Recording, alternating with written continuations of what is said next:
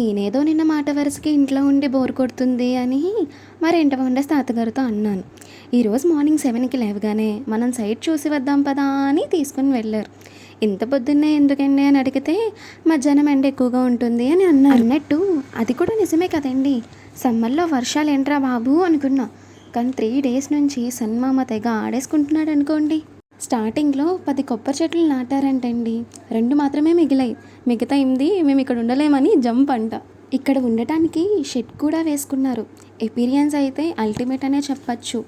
ఇక్కడైతే నాకు చాలా పీస్ఫుల్గా అనిపించిందండి. చుట్టూ ప్లేస్, ఆ సరౌండింగ్స్ అవన్నీ చూసి.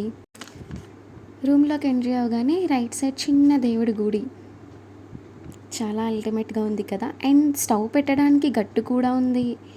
స్టే చేయడానికి అయితే చాలా బాగుంది.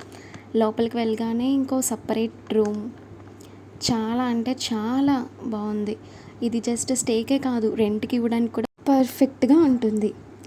అండ్ వాష్రూమ్ కూడా చాలా డీటెయిల్డ్గా ఉంది. నాకైతే టోటల్ షెడ్ ఎపీరియన్స్ చాలా నచ్చింది. జస్ట్ సైట్ విజిటింగ్ షెడ్ ఇంత పర్ఫెక్ట్గా ఉండటం గ్రేట్ కదా.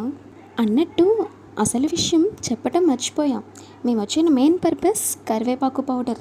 ఎంతమందికి కర్రీ నచ్చకపోతే ఇలా కరివేపాకు పౌడర్లో 2 చుక్కల ఆయిల్ వేసుకుని వేడి వేడి అన్నం తినడం ఇష్టం. నాకైతే చాలా చాలా ఇష్టం.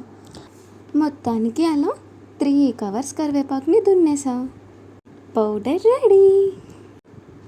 ఇంటికి మీకు మా రెంట్ వండర్స్ తాతగారిని చూపించలేదు కదా, ఇదిగో ఇతనే. హాయ్ చెప్పండి తాతగారు. ఈ షెడ్ ఒక ఫ్యామిలీ స్టే చేయడానికి బాగుంది కదా, రెంట్కి ఇవ్వచ్చు కదా తాతగారు అని అడిగితే, పాడు చేసేస్తారమ్మా, మనం డైలీ వచ్చి చూసుకోలేం కదా అని అన్నారు.